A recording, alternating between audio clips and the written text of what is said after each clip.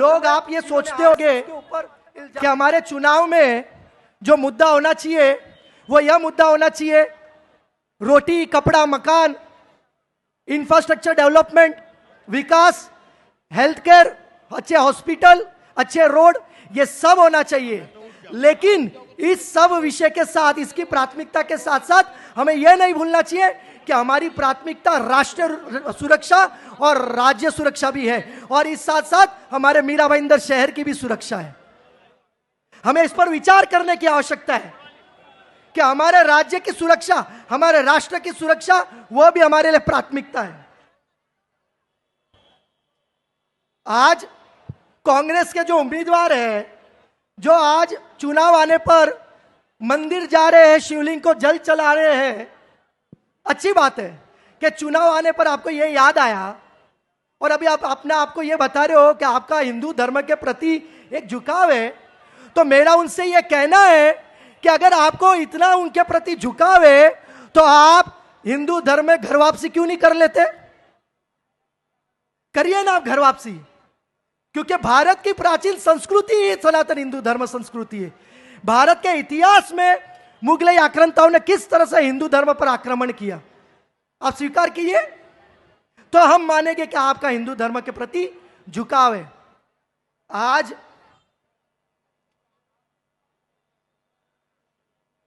एक उम्मीदवार जिन्होंने स्वयं से अपने आप को हिंदू शेरनी घोषित कर दिया है, अच्छी बात है, आपको हिंदुत्व का कार्य करना है, लेकिन सिर्फ चुनाव आने पर अगर कोई हिंदू शेरनी बनता है तो उनकी करनी पर प्रश्न उठता है। आपने अपना विरोधी किसको बनाया है? जो स्वयं घोषित हिंदू शेरनी, उन्होंने अपना विरोधी किसको बनाया है? उनके मुंह से एक बार भी कांग्रेस के मुस्लिम उम्मीदवार के बारे में एक शब्द नहीं निकला, तो फिर आप काहे के हिंदू शेरनी हो?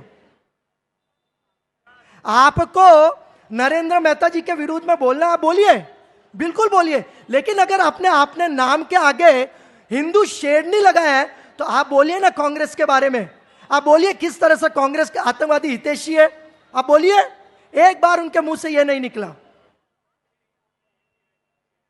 और मैं ये व्यासपीठ से कहना चाहता हूं कि मेरा एकमात्र उद्देश्य है कि मीरा भाईंदर का जो नागरिक है वो जागरूक रहे, हिंदुत्व के प्रति जो जागरूक रहे, क्योंकि आने वाले समय में जो योगी जी ने बोला वो हमें निकट दिख रहा है कि बटोगे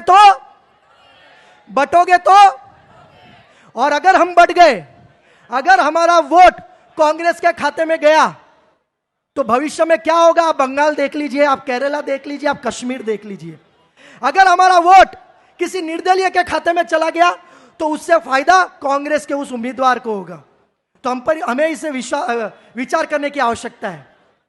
और मुझे तो नरेंद्र मेहता जी ने कहा है, उन्होंने मुझे आश्वासन दिया है कि हिंदुत्व के जो भी कार्य होंगे हम आपके साथ कंधे से कंधा मिलाकर हम कार्य करेंगे। जो भी हिंदुत्व के कार्य के लिए आपको किसी भी तरह की सहायता की आवश्यकता होगी, हम आपके साथ कंधे के कंधा मिलाकर काम करेंगे। आप जैसा बोलेंगे वैसा हम हिंदुत्व का कार्य करेंगे। यह नरेंद्र मेहता जी ने आश्वासन दिया। इसलिए आज मैं इस व्यासपीठ पर हूं। मेरा पॉलिटिक्स से कोई लेना देना नहीं है, लेकिन एकमात्र उद्देश्य है कि हमारा हिंदू समाज जागरूक रहे, क्योंकि आपका अगर वोट बढ़ गया तो वो फायदा कांग्रेस के उम्मीदवार को करेगा। फिर आने वाले भविष्य में क्या होगा आप देख लीजिए। इसके लिए हमें राज्य में जो भारतीय जनता पार्टी है, हमारे जो उप मुख्यमंत्री देवेंद्र फडणवीस जी, हमें उनके हाथ मजबूत करने हैं। हमें भारतीय जनता पार्टी को बहुमत दिलाना है ताकि हमारा हिंदू परिवार सुरक्षित रहे, राज्य में कानून व्यवस्था बनी रहे, कानून का कायदा हो, ताकि हिंदू पे कभी आक्रमण ना हो। इसके लिए हमें विचार करने की आवश्यकता है। हमें हिंदू धर्म के प्रति एकजुट होते हुए हमें कार्य करने की आवश्यकता है। और जो स्वयं घोषित हिंदू शेरनी जी है, अगर आप इतने हिंदू शेरनी हो तो 5 वर्ष अगर आपने हिंदुत्व का कार्य किया होता तो फिर हिंदू समाज इस बारे में समझता, विचार करता। सिर्फ चुनाव आने पर हिंदुत्व के बारे में बात करना और खुद से हिंदू शेरनी की उपाधि देना। मैं आपको बताना चाहूंगा कि इसी वर्ष टी राजा सिंह जो हिंदुत्व की बुलंद आवाज है, उनको लाने में मेरी अहम भूमिका रही थी। हाईकोर्ट से हमने आदेश लेकर आए और जो है छाती ठोक कर मैंने ये कहा था कि मीरा भाईंदर में टी राजा भैया की सभा होगी और हिंदुत्व का परचम लहराएगा, और वो लहराया। जब हमने ये कार्य किया तो कोई साथ नहीं था, लेकिन जब हमने परमिशन लेकर आ गए तो उस कार्यक्रम को हाईजैक कर ले देते। ठीक है किया, हमको उससे भी कोई ये नहीं है, लेकिन सिर्फ खुद के पॉलिटिकल फायदे के लिए अगर कोई करता है तो यह बात गलत है।